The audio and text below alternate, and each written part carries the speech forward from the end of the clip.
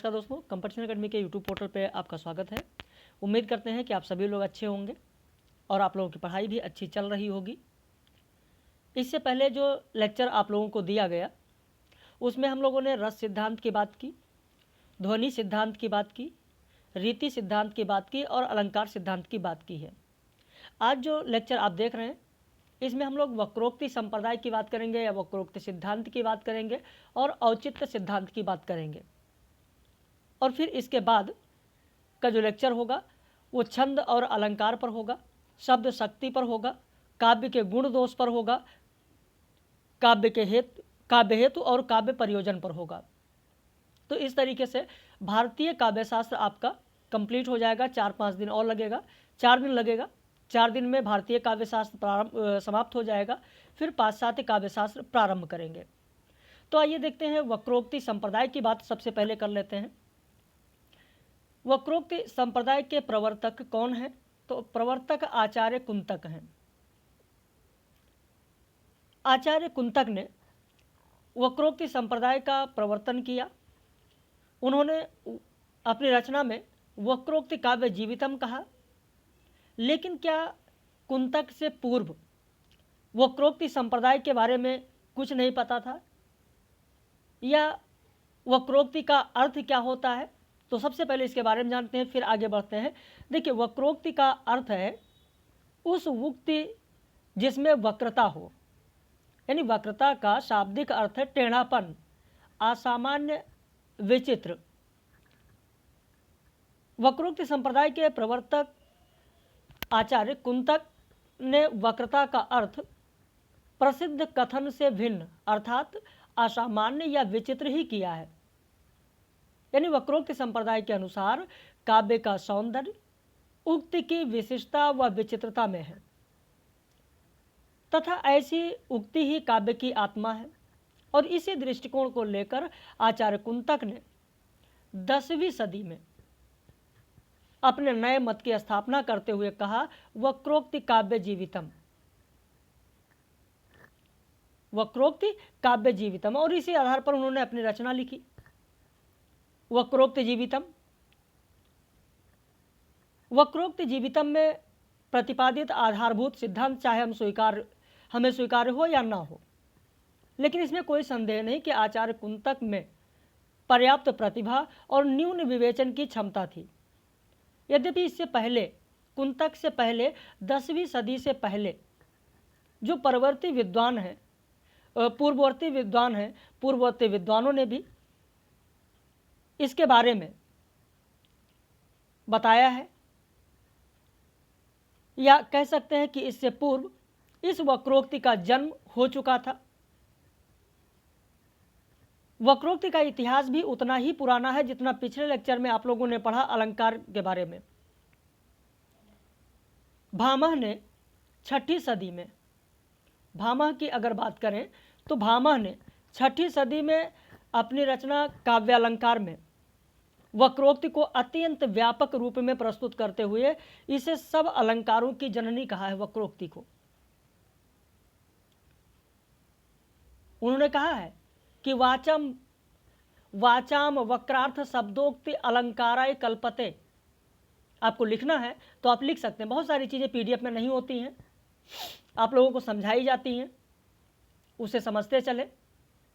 वाचाम वक्रार्थ शब्दोक्ति अलंकाराय कल्पते, यानी वक्रता या पदोक्ति अलंकार का प्राय है। काव्य अलंकार में उन्होंने यह भी कहा कि लोकातिक्रांत गोचरम वचनम, लोकाति अगर लिखना है तो लिख सकते हैं, लोकातिक्रांत गोचरम। भामा ने 6ठी सदी में काव्य अलंकार में कहा है कि लोकातिक्रांत गोचरम वचनम, यानी लोक की सामान्य कथन प्रणाली से भिन्न वक्रोक्ति है। यह 6ठी सदी में भामा कह चुके थे और उन्होंने अलंकारों की जननी भी वक्रोक्ति को माना है। उन्होंने कहा है कि वक्रोक्ति के अंतर्गत शब्द और अर्थ दोनों की वक्रता सम्मिलित होती है। आगे चलकर दंडी ने भी इसके बारे में बताया। क्या क्या बताया, आइए हम लोग विस्तृत बात करते हैं। तो इसके प्रवर्तक आचार्य हैं कुंतक। कुंतक का मानना है कि वक्रोक्ति काव्य जीवितम, वक्रोक्ति काव्य जीवितम के अलावा कुंतक ने कहा है, क्या कहा है, कॉपी पेन है तो लिख लीजिए। पहला पॉइंट, कुंतक ने कहा है कि प्रसिद्ध कथन से भिन्न विचित्र वर्णन शैली वक्रोक्ति है। दूसरा मत उनका लिख लीजिए, उन्होंने कहा, क्या कहा है, लिख ले, वह विचित्र का अर्थ वैदग्ध जन्य चारुता से लेते हैं, वह विचित्र का अर्थ वैदग्ध जन्य चारुता से लेते हैं। जो वैदग्ध शब्द आया है, वैदग्ध से कुंतक का अभिप्राय होता है कवि कर्म कौशल। वैदग्ध से कुंतक का अभिप्राय है कवि कर्म कौशल, कवि कर्म कौशल। इतना ही नहीं, वक्रोक्त जीवितम में उन्होंने तो लिखा है कि शब्दार्थो सहितो वक्र कवि व्यापारशालिनी बंधे व्यवस्थितो काव्यम तद् हृदय कारिणी। तो यह वक्रोक्त जीवितम में उन्होंने कहा, यानी वक्रोक्त के सहृदय कारिणी गुण पर बल दिया गया है कुंतक के द्वारा। लेकिन भले ही इसके प्रवर्तक आचार्य कुंतक हैं, लेकिन सर्वप्रथम भामह ने वक्रोक्ति का विशद विवेचन किया है 6ठी सदी में, जैसा कि मैंने अभी आपको बताया है। वक्रोक्ति का अर्थ अतिशयोक्ति माना भामह ने, और इसे संपूर्ण अलंकारों की जननी माना। वहीं इनके बाद दंडी ने संपूर्ण वाङ्मय को 2 भागों में विभाजित किया है। दंडी ने 2 भागों में विभाजित किया, स्वभावोक्ति स्वभावोक्ति और वक्रोक्ति। स्वभावोक्ति को आदि अलंकार दंडी के द्वारा माना गया है। दंडी ने कहा है कि वाणी का चातुर्य ही वक्रोक्ति है। दंडी ने ही कहा है कि वाणी का चातुर्य ही वक्रोक्ति है। उन्होंने लिखा है कि वक्रीकृता उक्ति, वक्रीकृतः उक्ति, यह दंडी ने लिखा है कि वाणी का चातुर्य ही वक्रोक्ति है। उसके बाद आचार्य वामन की अगर हम बात करें तो आचार्य वामन ने लिखा कि सादृश्य लक्षणा वक्रोक्ति है, यानी यह एक रूपात्मक शैली है जो लक्षणा पर आधारित है। यानी लक्षणा पर आधारित वक्रोक्ति को किसने माना है? लक्षणा पर आधारित वक्रोक्ति को किसने माना है? तो आचार्य वामन ने माना है। आचार्य वामन ने माना है, इस पर आपको ध्यान देना है। सादृश्य लक्षण वक्रोक्ति, यानी सादृश्य निबंधना लक्षणा ही वक्रोक्ति है, यह वामन का मानना है। रुद्रट ने इसके 2 भाग बताया, काकु वक्रोक्ति और श्लेष वक्रोक्ति। यह भी आपके लिए बहुत ही महत्वपूर्ण है। प्रश्न पूछा जा सकता है कि वक्रोक्ति को 2 भागों में किसने विभक्त किया, काकु वक्रोक्ति और श्लेष वक्रोक्ति। तो आपका उत्तर होगा रुद्रट। रुद्रट ने इसके 2 भाग किए हैं, काकु वक्रोक्ति और श्लेष वक्रोक्ति। उसके बाद देखते हैं कुंतक के बारे में, अब विशेष रूप में बात करते हैं। वक्रोक्ति रेव वैदग्ध भंगी वनिति कच्यते, ये कहा है आचार्य कुंतक ने, यानी नए अर्थ को व्यक्त करने वाला कवि कर्म कौशल से रचित वैचित्र्यपूर्ण कथन वक्रोक्ति है, यह कहा है कुंतक ने। कुंतक ने यह भी कहा है कि वक्रोक्ति काव्य का अपूर्व अलंकार है। वक्रोक्ति काव्य का अपूर्ण अलंकार है। वक्रोक्ति विचित्र अभिधा है, यह भी आचार्य कुंतक का मानना है। वक्रोक्ति के भेदों और उपभेदों को मिलाकर कुंतक ने कुल 48 भेद किए हैं, लेकिन 48 में से प्रमुख भेदों की संख्या 6 है। 6 भेद कौन कौन से हैं आप यहाँ पर देखें। कुंतक के द्वारा किए गए 6 भेद कौन कौन से हैं? पहला है वर्ण विन्यास वक्रता, दूसरा है पद पूर्वार्ध वक्रता, तीसरा है पद परार्ध वक्रता, चौथा है प्रकरण वक्रता, पांचवा है वाक्य वक्रता और छठा है प्रबंध वक्रता। लेकिन इसके अलावा अभी वक्रता को अगर हम देखें तो भोज ने क्या कहा है, भोज ने कितने भागों में विभाजित किया है। अभी इससे पहले यहाँ पर उपरोक्त मैंने आपको बताया था दंडी के बारे में कि दंडी ने दो भागों में विभाजित किया, स्वभावोक्ति और वक्रोक्ति। दंडी ने संपूर्ण वाङ्मय को दो भागों में विभाजित किया, वहीं भोज ने संपूर्ण वाङ्मय को तीन भागों में विभाजित किया। दो तो यह ही है, इसके अलावा एक तीसरा कौन सा है, तीसरा उन्होंने जोड़ा रसोक्ति। यानी भोज ने दंडी के दो भागों के अलावा तीसरा भाग उसमें जोड़ा रसोक्ति, यानी वक्रोक्ति, रसोक्ति और स्वभावोक्ति। कहा है इन्होंने लिखा है कि स्वभावोक्ति वक्रोक्ति चा रसोक्ति चा वाङ्मय, यानी संपूर्ण वाङ्मय को तीन भागों में भोज ने विभाजित किया, रसोक्ति, वक्रोक्ति और स्वभावोक्ति। तो यहां पर हम लोगों ने देखा कि कुंतक ने क्या कहा है। रामचंद्र वर्मा की अगर बात करें तो रामचंद्र वर्मा ने लिखा है कि वक्रोक्ति लोक व्यवहार तथा शास्त्र में प्रयुक्त शब्दार्थ की योजना से भिन्न व कवि प्रतिभाजन्य चमत्कार से युक्त सहृदयों को आह्लादित करने वाली शैली है। यह रामचंद्र वर्मा ने कहा है।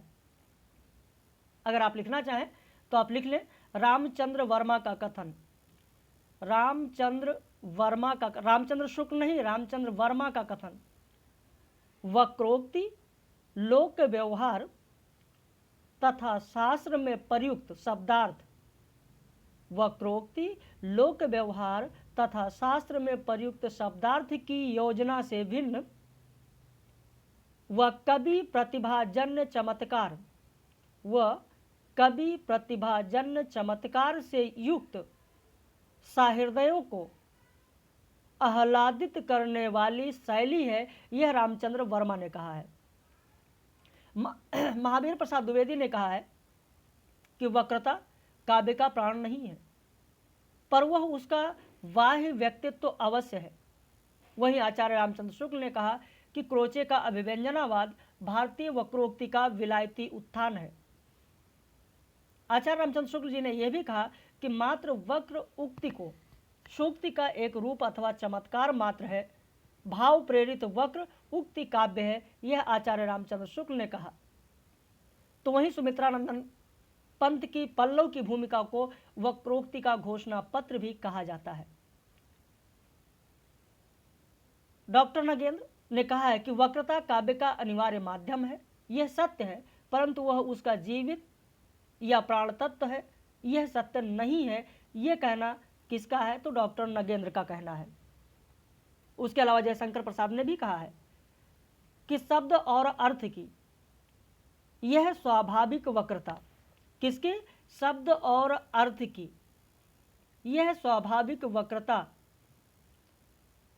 विभिन्न छाया और कांति का सृजन करती है, विभिन्न छाया और कांति का सृजन करती है। इस वैचित्र का सृजन करना, इस वैचित्र का सृजन करना विदग्ध कवि का ही काम है, यह जयशंकर प्रसाद ने कहा है। तो जयशंकर प्रसाद का कथन आपने देखा, डॉक्टर नगेंद्र का आपने देखा, आचार्य रामचंद्र शुक्ल का देखा, रामचंद्र वर्मा का देखा, महावीर प्रसाद द्विवेदी का देखा। तो ये था हम लोगों ने इस पे बात किया वक्रोक्ति संप्रदाय पे। अब उसके बाद और किसने क्या कहा है, किसने क्या माना है, उसकी बात कर लेते हैं। रुद्रट, मम्मट और विश्वनाथ वक्रोक्ति को शब्दालंकार मानते हैं। वक्रोक्ति को शब्दालंकार मानने वाले आचार्य कौन कौन से हैं, आपका उत्तर होगा रुद्रट, मम्मट, विश्वनाथ। वहीं वक्रोक्ति को अर्थालंकार मानने वाले आचार्य कौन से हैं, रुय्यक हैं, अप्पय दीक्षित हैं, मिश्र बंधु हैं। वामन ने वक्रोक्ति को लक्षण आधारित अर्थालंकार माना है। आनंदवर्धन ने वक्रोक्ति को वाच्यालंकार कहा है। वक्रोक्ति सिद्धांत की महत्वपूर्ण उपलब्धि कलावाद की प्रतिष्ठा है। वक्रोक्ति सिद्धांत की दुर्बलताएं कौन कौन सी हैं, तो इसकी दुर्बलताओं की अगर बात करें तो दो दुर्बलताएं बहुत ही महत्वपूर्ण हैं। पहला, काव्य के बाह्य सौंदर्य या कथन की भंगिमा पर बल देने के कारण इसमें आत्मतत्व का अभाव है। और दूसरा, रस को वक्रोक्ति का अंग मानकर उसका महत्व कम कर देता है। तो ये दो दुर्बलताएं वक्रोक्ति सिद्धांत की हैं। अब इसके बाद औचित्य सिद्धांत की बात कर लेते हैं। औचित्य सिद्धांत के प्रवर्तक आचार्य क्षेमेंद्र हैं। कौन है? क्षेमेंद्र।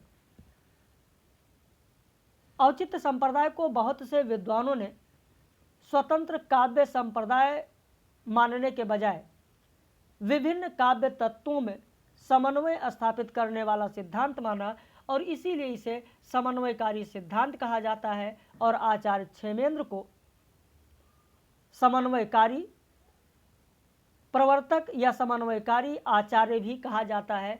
किसको? तो आचार्य क्षेमेंद्र को।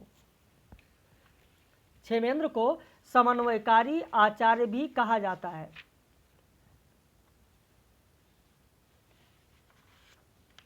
ये जो औचित्य संप्रदाय है जिसकी बात हम लोग कर रहे हैं, अगर कभी प्रश्न पूछा जाए कि संस्कृत काव्यशास्त्र का अंतिम सिद्धांत कौन सा है, तो काव्यशास्त्र का अंतिम सिद्धांत औचित्य सिद्धांत ही है। जबकि पहला सिद्धांत कौन सा है? रस सिद्धांत। रस सिद्धांत के बाद कौन सा सिद्धांत आएगा? अलंकार सिद्धांत। इस तरीके से क्रम से आपको ध्यान रखना है। क्रम से भी प्रश्न पूछा जा सकता है। क्रम से भी पूछा जा सकता है आपको। रस सिद्धांत, अलंकार सिद्धांत, रीति सिद्धांत, ध्वनि सिद्धांत, वक्रोक्ति सिद्धांत, औचित्य सिद्धांत, सबको क्रम से ध्यान रखना है। क्रम से प्रश्न पूछा जाता है, इसलिए इस पर जरूर ध्यान रखें आप।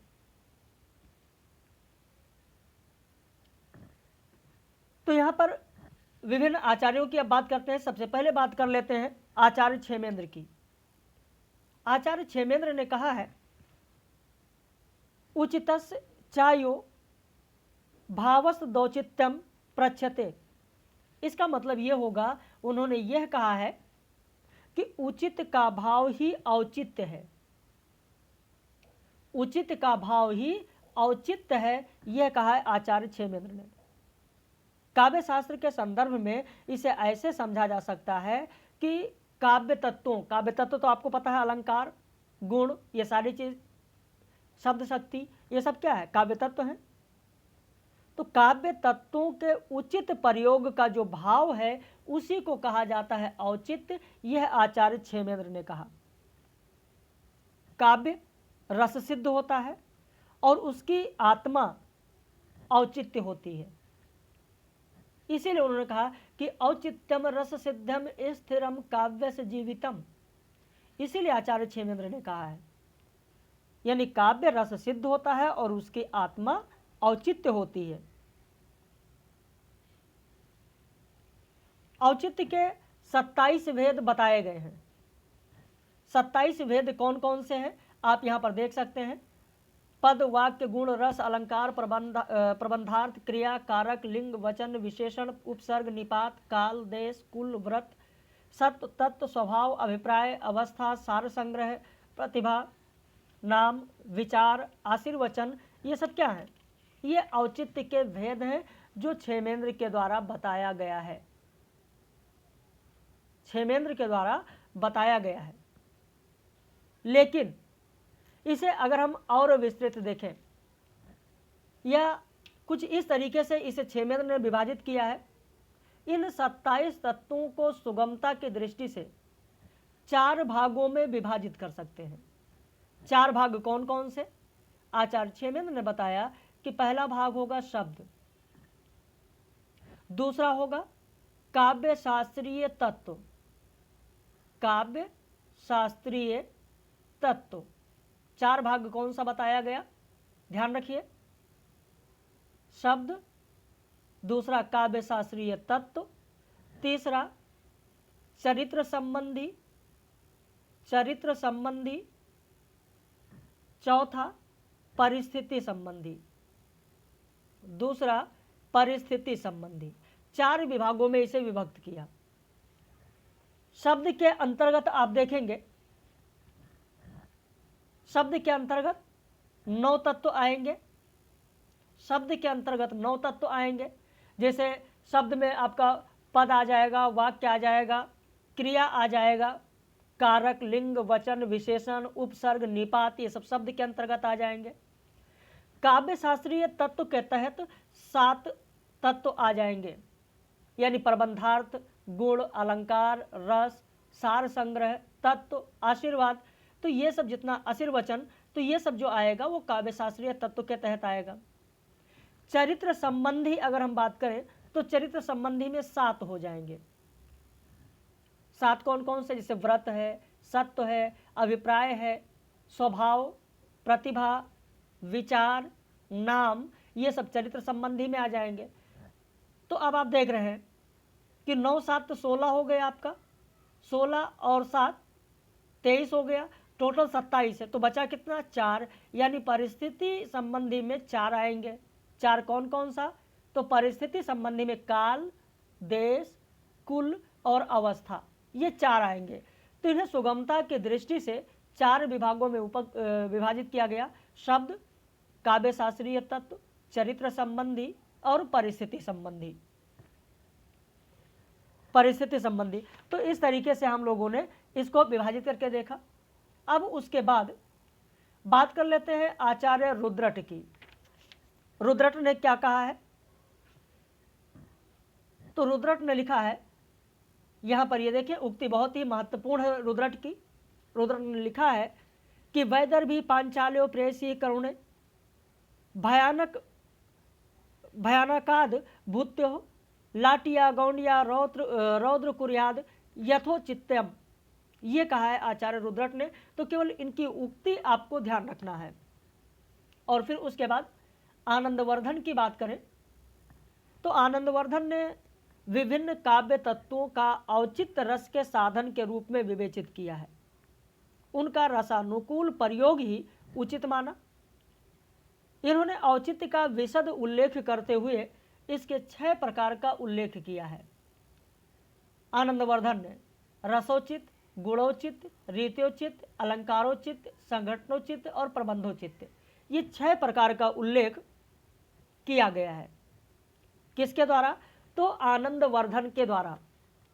अब यहाँ पर आपको ये लिखना या जानना कोई बहुत जरूरी नहीं है कि रसोचित क्या है, अलंकारोचित क्या है, गुणोचित क्या है, संघटनोचित क्या है, प्रबंधोचित क्या है, रीतिचित्त क्या है या रसोचित्त क्या है। इसके बारे में बहुत ज़्यादा विस्तृत नहीं जानना जरूरी है। वैसे अगर आप जानने की इच्छुक हैं तो कुछ इस तरीके से आपका, जैसे मान लिया कि लिखा हुआ है गुणोचित्त,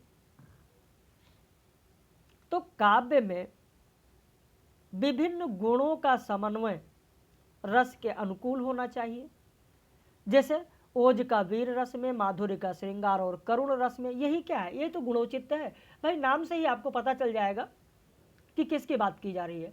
जैसे रसोचित्त लिखा हुआ है, तो रसोचित्त में क्या है? इसका संबंध रस से है, यानी काव्य में रस का उचित रूप से प्रतिपादन तब ही संभव है जब उसमें रसोचित्त हो। यानी रसोचित्त के लिए आनंदवर्धन ने जो 10 नियम उन्होंने बनाया है, उन 10 नियम के अनुसार होना चाहिए और उसी को रसोचित्त कहेंगे। रीत्योचित्त जैसे लिखा हुआ है, तो रीति का प्रयोग भी उचित रूप में, यानी वक्ता, रस, अलंकार और काव्य के स्वरूप के अनुकूल करना चाहिए, वही रीत्योचित्त है। तो इस तरीके से नाम से ही आपको पता होगा कि रसोचित्त, गुणोचित्त, रीत्योचित्त, अलंकारोचित्त, संघटनोचित्त और प्रबंधोचित्त क्या है। वैसे औचित्य के लक्षण के बारे में क्षेमेंद्र ने कहा है कि जो उसके योग्य है, आचार्य लोग उसे उचित कहते हैं, उसका भाव औचित्य है। उसका भाव औचित्य है, ये कहा है क्षेमेंद्र ने।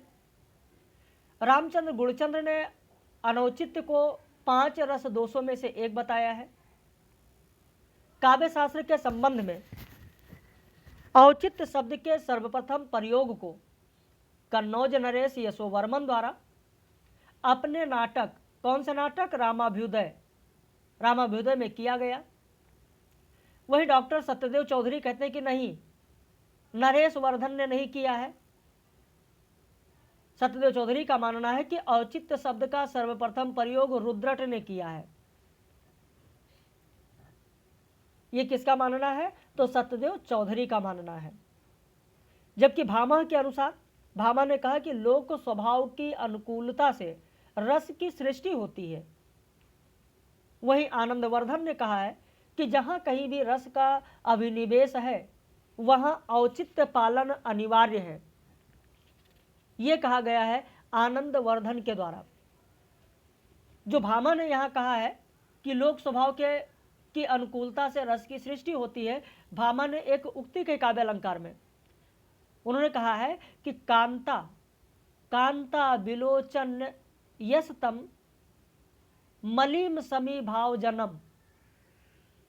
ये कहा है भामा ने कि कांता विलोचन यस्तम मलिम समी भावजनम, यानी लोक स्वभाव के अनुकूल से रस का जन्म होता है, रस की सृष्टि होती है। यह भामा का मानना है।